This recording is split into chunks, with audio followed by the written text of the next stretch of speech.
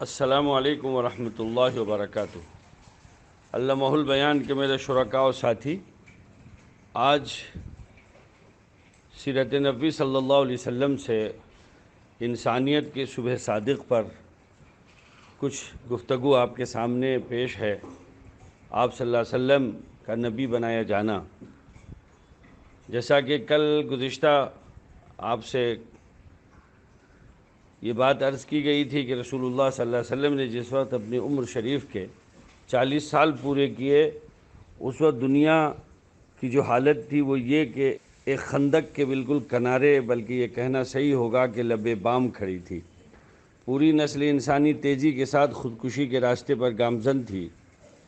دنیا میں اس وقت جس جہالت اور جاہلیت کی حکمرانی تھی، خرافات، اوہام اور شرک و بت پرستی کی وبا عام تھی، اس کو دیکھ کر آپ کی بے چینی اور خالق کائنات اور خالق ارض و سماوات کی ہدایات اور اس کے احکام کا انتظار انتہا تک پہنچ چکا تھا۔ ایسا معلوم ہوتا تھا کہ کوئی غیبی طاقت اور غیبی آواز آپ کو چلا رہی ہے اور آپ کی رہنمائی کر رہی ہے اور اس بڑے منصب کے لیے آپ کو تیار کر رہی ہے۔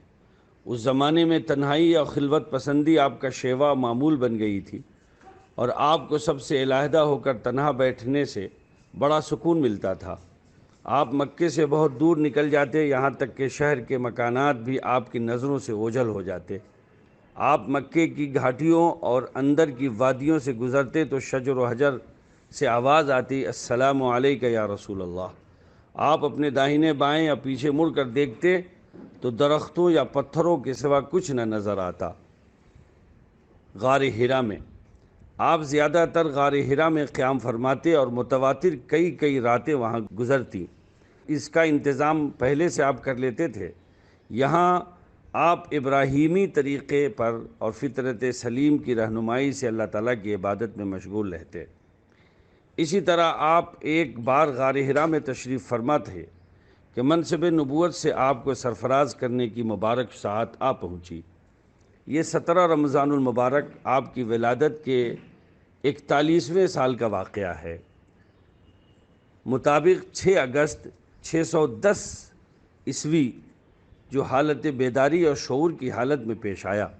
آپ کے سامنے غار حرا میں فرشتہ آیا اور کہا کہ پڑھیے۔ آپ نے جواب دیا کہ میں پڑھا ہوا نہیں ہوں۔ رسول اللہ صلی اللہ علیہ وسلم فرماتے ہیں کہ اس کے بعد اس نے مجھے پکڑ کر دبایا، یہاں تک کہ میں نے اس کی تکلیف محسوس کی، پھر مجھے چھوڑ دیا اور کہا پڑھیے۔ میں نے جواب دیا کہ میں پڑھا ہوا نہیں ہوں۔ اس نے پھر مجھے پکڑا اور اتنی زور سے لپٹا کہ مجھ پر اس کا سخت دباؤ پڑا، پھر مجھے چھوڑ دیا اور کہا پڑھیے۔ میں نے کہا میں پڑھا ہوا نہیں ہوں۔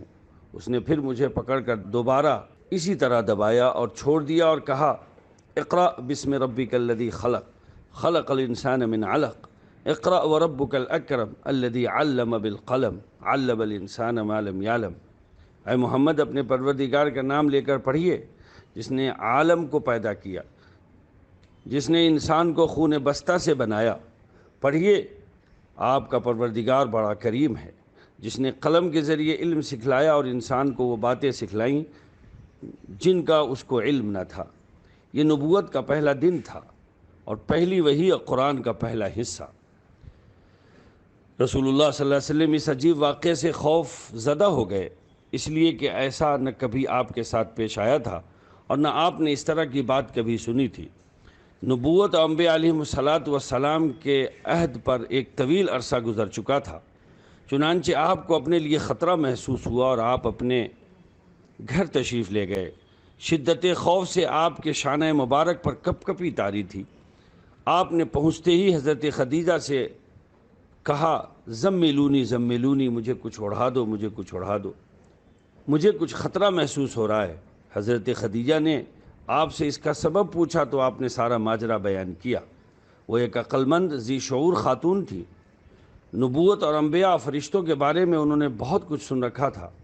وہ اپنے چچا زاد بھائی ورقہ بن نوفل کے پاس، جنہوں نے عیسائیت قبول کر لی تھی، صحف سماویہ کا مطالعہ کیا تھا اور اہل تورات اور اہل انجیل سے ان کی نشست و برخاست تھی، کبھی کبھی جایا کرتی تھی حضرت ورقہ بن نوفل کے پاس۔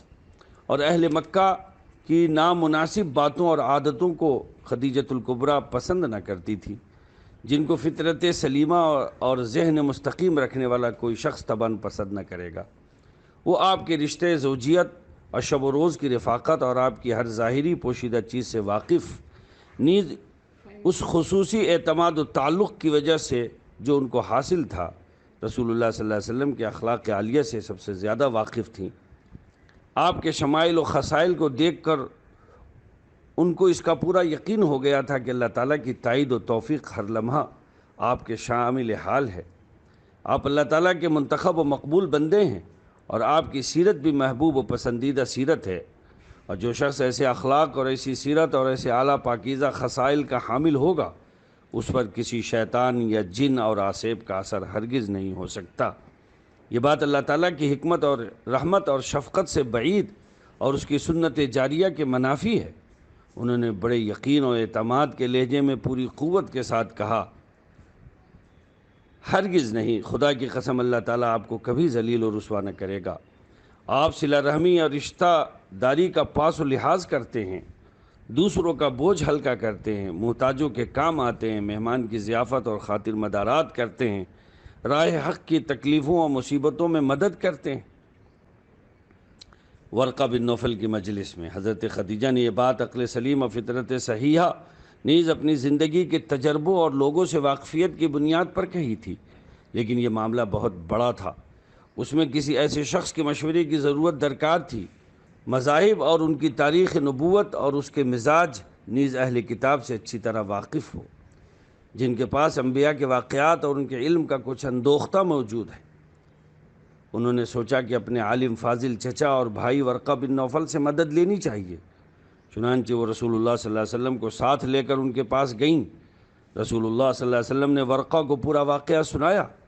ورقہ نے سنتے ہی کہا کہ قسم ہے اس کی جس کے ہاتھ میں میری جان ہے، آپ اس امت کے نبی ہیں، اور آپ کے پاس وہی ناموس اکبر آیا تھا جو حضرت موسیٰ علیہ السلام کے پاس آیا تھا، اور ایک زمانہ آئے گا کہ آپ کی قوم آپ کو جھٹلائے گی اور ایذا پہنچائے گی، آپ صلی اللہ علیہ وسلم کو نکالے گی اور آپ سے جنگ کرے گی۔ جب رسول اللہ صلی اللہ علیہ وسلم نے یہ جملہ سنا کہ قوم آپ کو نکال دے گی، تو آپ کو کچھ تعجب ہوا، اس لیے کہ آپ قریش میں اپنی حیثیت و مرتبے سے واقف تھے اور جانتے تھے کہ صادق اور امین کہتے ان کی زبان نہ تھکتی تھی۔ آپ نے تعجب کے ساتھ پوچھا کہ کیا وہ مجھے نکال دیں گے؟ ورقہ نے جواب دیا کہ ہاں، جب بھی کوئی وہ پیغام لے کر آیا جو آپ لائے ہیں، تو لوگوں نے اس کی دشمنی پر کمر باندھ لی اور اس سے جنگ کی۔ یہ برابر ہوتا آیا ہے، اگر مجھے وہ دن نصیب ہوگا اور میری زندگی وفا کرے گی تو میں آپ کی پوری قوت کے ساتھ مدد کروں گا۔ حضرات، یہ ہے وہ صبح جو انسانیت پر اللہ تبارک و تعالیٰ سے فضل خاص کے طور پر ہوئی ہے۔ اس پر کچھ دوسری باتیں میں خاص طور سے مولانا ادریس کاندھلوی صاحب کی کتاب سے ایک چیپٹر آپ کے سامنے پیش کرتا ہوں۔ تمام محدثین مورخین کا اتفاق ہے کہ بروز دوشنبہ آپ کو نبوت اور رسالت کا خلعت عطا ہوا، لیکن اس میں اختلاف ہے کہ آپ کس مہینے میں مبعوث ہوئے، یعنی نبی بنائے گئے۔ حافظ ابن عبد البر فرماتے ہیں کہ ماہ ربیع الاول کی 8 تاریخ کو خلعت نبوت عطا ہوا۔ اس بنا پر بعثت کے وقت آپ کی عمر شریف ٹھیک 40 سال کی تھی، اور محمد بن اسحاق فرماتے ہیں کہ 17 رمضان المبارک کو آپ منصب نبوت فائز ہوئے، جس کا ذکر ابھی میں نے آپ سے شروع میں کیا ہے۔ اس اعتبار سے بعثت کے وقت آپ کی عمر شریف 40 سال 6 ماہ کی تھی۔ حافظ عسقلانی فن فتح الباری میں اسی قول کو صحیح اور راجح قرار دیا ہے، اس لیے کہ غار حرا کا اعتکاف آپ رمضان ہی میں فرماتے تھے۔ منصب نبوت و رسالت کی سرفرازی کے لیے 40 سال کا سن اس لیے تجویز کیا گیا کہ انسان کے قوائے جسمانیہ اور روحانیہ 40 ہی سال کی عمر میں حد کمال کو پہنچتے ہیں، کما قال تعالی حتی اذا بلغ اشدہ وبلغ 40 سنہ۔ اصل عمر تو انسان کی 40 ہی سال ہے، اس کے بعد تو انحطاط اور زوال ہے۔ اسی طرح جب آپ کے قوائے جسمانیہ اور روحانیہ حد کمال کو پہنچ گئے اور تجلیات الہیہ اور نفحات قدسیہ کے قبول کرنے کی استعداد مکمل ہو گئی، تب اللہ تعالیٰ نے اپنے فضل اور اپنی رحمت سے آپ کو نبوت اور رسالت کا خلعت عطا فرمایا۔ واللہ یختص برحمتہ من یشاء واللہ ذو الفضل العظیم۔